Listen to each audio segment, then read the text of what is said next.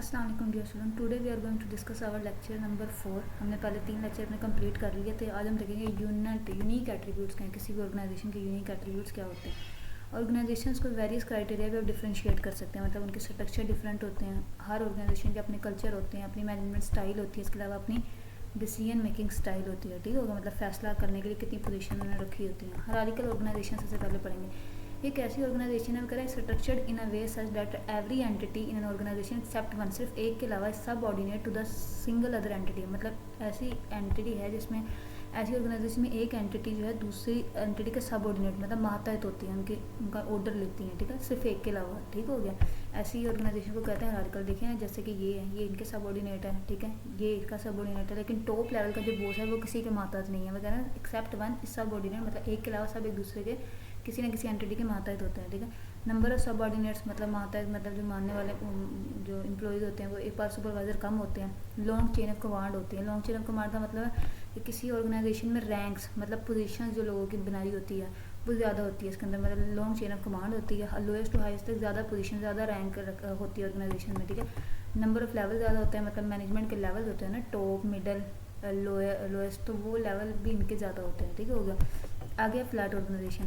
वो कह रहे हैं ये छोटी सी मतलब ऑर्गेनाइजेशन होती है या फिर किसी भी बड़ी ऑर्गेनाइजेशन में छोटा सा यूनिट होती है जिसके ना ज़्यादा लेवल्स नहीं होते, मैनेजमेंट के ज़्यादा लेवल भी नहीं होते। ठीक है, इस तरह की ऑर्गेनाइजेशन आपकी क्या सी ऑर्गेनाइजेशन होती है, फ्लैट ऑर्गेनाइजेशन होती है। ठीक होगा, एक आइडिया ये है कि जितने वेल ट्रेंड वर्कर होंगे, मतलब जितने वर्कर आपके जो हैं वेल ट्रेंड होंगे वो ज़्यादा डिसीजन मेकिंग मोर प्रोडक्टिव। देखें ना, एक्सपीरियंस जो वर्कर है वो डिसीजन मेकिंग में ज़्यादा आपको अच्छे आइडियाज़ दे सकता है। ठीक है, एक ये हो गया। आगे हमारे पास है जी इसकी करेक्टरिस्टिक्स हैं। देखिए, इसमें हायर नंबर पर सुपरवाइजर जो सब ऑर्डिनेट है, मतलब मैंने आपको बता दिया सब ऑर्डिनेट को वो ज़्यादा होते हैं। शॉर्ट चेन ऑफ कमांड है, यानी रैंक्स कम है इसके अंदर। Less number of levels, obviously chain of command कम है तो नंबर ऑफ लेवल भी कम है।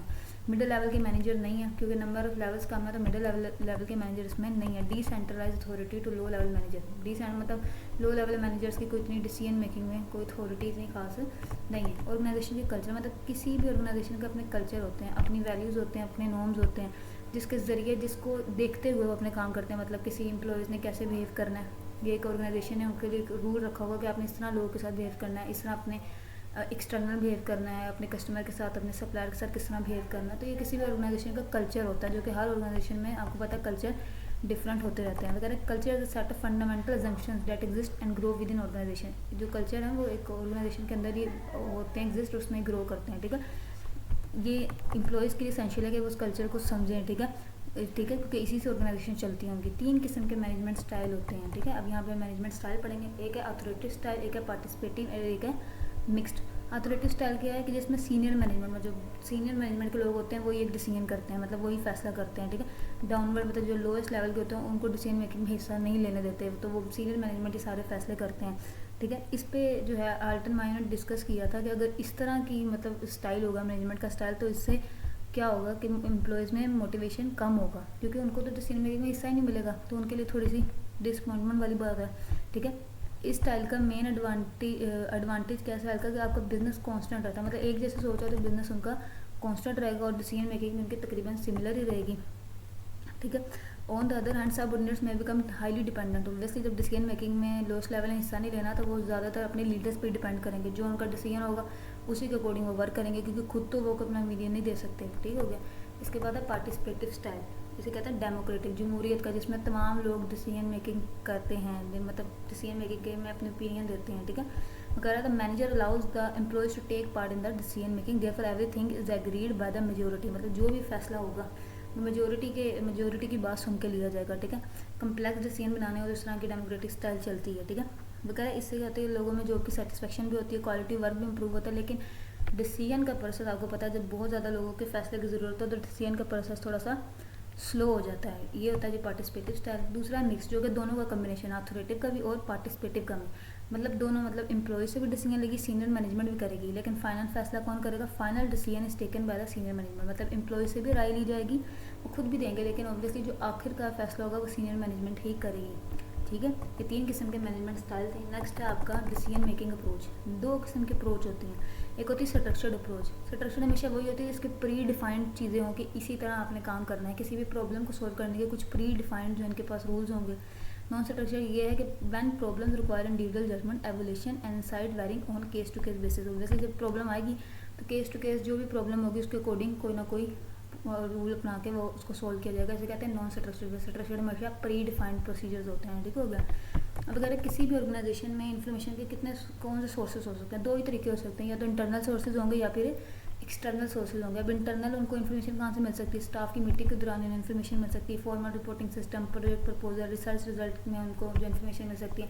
अब एक्सटर्नल में कोई लोन की एप्लीकेशन से उन्हें इन्फॉर्मेशन मिलेगी, किसी परचेजिंग एग्रीमेंट से, एडवर्टाइजमेंट से उनको इन्फॉर्मेशन मिलेगी, डिस्ट्रीब्यूशन कॉन्ट्रैक्ट से, ठीक है। करें इन्फॉर्मेशन का, अच्छा ये मुझे भी आया था जब मैंने पेपर दिया था, तो लॉन्ग क्वेश्चन आया था 5 नंबर का, तो ये ग्राफ बना हुआ तो आपको उसे फिल करना था, ठीक है। उन्होंने कहा था source of generating information internal way होता है और एक्सटर्नल वे होता है। तो एक्सटर्नल तो आपको पता है जैसे regulatory authority, public relation, marketing, और उसमें 2 वे थे। इंटरनल में फॉर्मल होता है, मतलब वर्टिकल होता है, हॉरिजॉन्टल होता है, ठीक है, ठीक है। देखिए डाउनवर्ड में क्या होता है कि डाउनवर्ड में ये होता है कि आपकी लोएस्ट टू हाईएस्ट कैसी कम्युनिकेशन, उसको कहता है डाउनवर्ड कम्युनिकेशन। कौन मतलब हाईएस्ट टू लोएस्ट कैसी कम्युनिकेशन होती है, मतलब आपके सीनियर मैनेजमेंट से आप तक जो इन्फॉर्मेशन पहुंच रही है एम्प्लॉयज़ तक, वो डाउनवर्ड जो होती है कम्युनिकेशन होती है, ठीक है, ठीक है। इसके बाद डायगोनल क्या है कि एम्प्लॉयज़ आपस में डिफरेंट किस्म के एम्प्लॉयज़, मतलब डिफरेंट रैंक रखने वाले एम्प्लॉयज़ आपस में बात करें तो वो डायगोनल किस्म की कम्युनिकेशन है। और लेटरल ये होती है कि आप डिफरेंट सोर्सेज से किसी सोर्सेज का कंपेयर करके इन्फॉर्मेशन निकालते हैं, तो वो लेटरल है। तो ये आपने थोड़ा सा ग्राफ अच्छे से पढ़ लेना है, ठीक है। थोड़ा सा पढ़ाते पढ़ाते जल्दी में कोई एक आधा लफ्ज़ आगे पीछे हो जाता है, बोलने में फ़र्क आ जाता है, लेकिन उसे करेक्ट कर दिया जाएगा, ठीक है। आगे देखें ideal information network in an organisation, मतलब एक हम क्या कहेंगे कि किसी ऑर्गेनाइजेशन में एक आइडियल नेटवर्क कौन सा हो सकता है। ऑब्वियसली आइडियल इन्फॉर्मेशन नेटवर्क वही हो सकता है जैसे जैसे वक्त के साथ इन्फॉर्मेशन अपडेट हो तो उनके नेटवर्क में भी ऑपरेशन जो है, जो आपकी इन्फॉर्मेशन है वो पीरियडिकली अपडेट हो, ठीक है। एफिशिएंट प्रोसेसिंग है, मतलब डाटा जो अनप्रोसेस ना रहे लॉन्ग टाइम तक, ये ना हो कि डाटा पे काम ही नहीं हुआ, ठीक है। एफिशिएंट प्रोसेसिंग होनी, वैल्यू ड्राइवन, और जो उनके पास इन्फॉर्मेशन हो वो कोई ना कोई वैल्यू ऐड करती हो यूज़र के नॉलेज में, ठीक हो गया।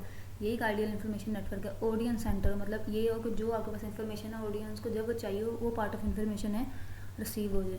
तो तकरीबन मेरा यही लेक्चर था और लास्ट पे यही लिखा है कि वैसे जब आपके पास टाइमली और एक्यूरेट इन्फॉर्मेशन होगी तो आपको डिसीजन मेकिंग में हेल्प करेगी और मीटिंग में भी हेल्प करेगी ऑर्गेनाइजेशन गोल को अचीव करने में। अगर आपको वीडियो पसंद आई तो लाइक करें, शेयर एंड सब्सक्राइब करें, और कोई बात हो तो कमेंट करें। अल्लाह हाफिज़।